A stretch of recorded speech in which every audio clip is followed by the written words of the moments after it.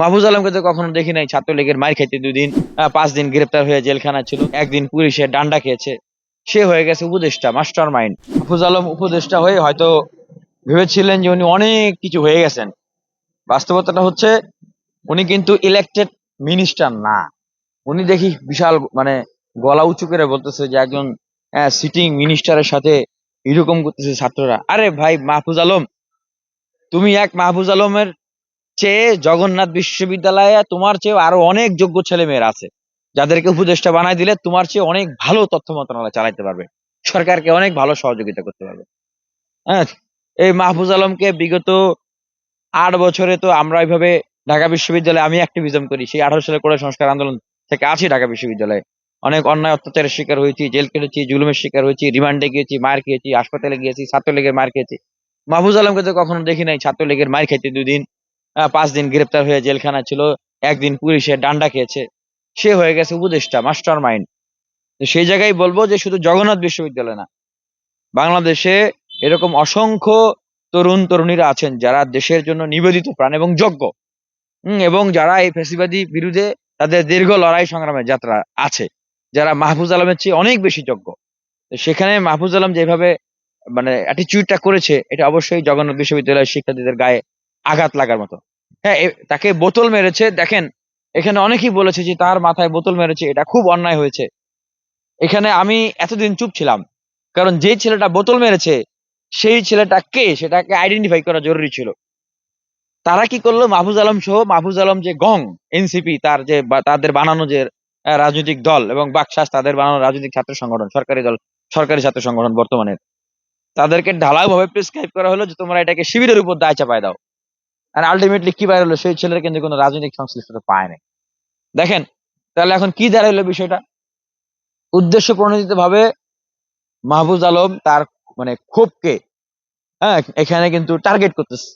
আর একটা জিনিস যে এই ছেলের কিন্তু কোনো রাজনৈতিক পরিচয় শেষ পর্যন্ত খুঁজে পাওয়া গেল না। এখন আমরা এই যে ছেলেটাকে যদি বলি যে তুমি সে ছাত্রলীগ করে বা সে শিবির করে বা তার বিশেষ কোনো এজেন্ডা আছে, এটা আমরা কিভাবে বলবো? বরং এইখানে আমি যেটা বলতে পারি, মাহফুজ আলম যেহেতু মাস্টার মাইন্ড, এই ছেলে হয় নিরপেক্ষ, সে যেটা বলেছে তার বক্তব্য সত্য, অথবা তার অন্য কোনো রাজনৈতিক সংশ্লিষ্টতা যেহেতু পাওয়া যায় নাই, মাহফুজ আলম নিজেই ভিকটিম কার্ড খেলার জন্য এই ছেলেকে দিয়ে বোতলটা মারাইছে। কারণ এই ছেলের বোতল মারা কিন্তু খুবই সূক্ষ্ম। আর মাহফুজ আলম এখন বিতর্কিত, এখানে ওনার মাথায় বোতল পড়লে উনি একটা ভিকটিম কার্ড খেলতে পারবে, এবং জগন্নাথের আন্দোলনটাকে কিন্তু মাহফুজ আলম প্রশ্নবিদ্ধ করার চেষ্টা করেছে, মেনে নেওয়ার কিন্তু চেষ্টা করে নাই। এই জন্য আমি আসলে শুরুতে কোনো মন্তব্য করি নাই। এখন দেখেন বাস্তবে আসলে কি বের হলো। দেখেন উনার মাথায় বোতল লাগলো। এখন বোতল মারা আর ইট মারা দুটোর মধ্যে কিন্তু পার্থক্য আছে। উনার মাথায় যদি ইট মারতো, আমি কোনো এটা নিয়ে কোনো রিয়াকশন দিই নাই। আমি একটু আগে বললাম যে আমি অপেক্ষায় ছিলাম যে এই ছেলেটা আসলে কে এটার জন্য। উনার মাথায় বোতল মেরেছে, ইট তো মারা নাই। বোতল মারা, ডিম মারা, জুতা মারা, এগুলো একরকমের প্রতিবাদের সংস্কৃতি। হ্যাঁ, তো যে যেরকম কর্ম করে বিভিন্ন প্রেক্ষাপটের কারণে তার কর্মের ফল বের হয় এরকম। এখন জনগণ আসলে রায় দিবে যে আপনাকে যে বোতল মারলো, হ্যাঁ, এখন জনগণ কি এই বোতল মারার পক্ষে না জনগণ আপনার পক্ষে? আপনাকে যদি কেউ জুতা মারে, তখন এটার রিয়াকশনটা পাবলিকের কাছে যাবে, পাবলিক দিবে যে পাবলিক কি আপনার পক্ষে না জুতা মারার পক্ষে। কারণ পাবলিক যদি আপনার পক্ষে থাকে তাহলে তো ভালো। কেউ আপনাকে বোতল মারলে, জুতা মারলে, কেউ আপনাকে ডিম মারলে আপনার জনপ্রিয়তা বাড়বে, জনগণের সমর্থন বাড়বে, জনগণ আপনাকে আপনাকে প্রোটেক্ট করবে, যেহেতু আপনি জনগণের প্রতিনিধি হিসেবে সেখানে গেছেন।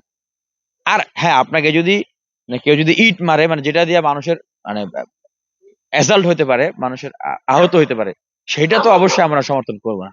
তো মাহফুজ আলমের ক্ষেত্রে কি হলো, বোতল মারলো, সাথে সাথে জগন্নাথের সব ছেলেরা এটা নিয়ে মস্করা শুরু করলো, সব ছাত্রছাত্রীরা এটা নিয়ে মস্করা শুরু করলো।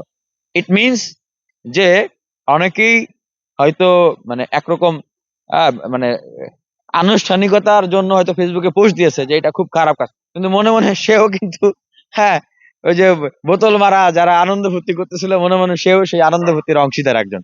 এটাই বাস্তবতা।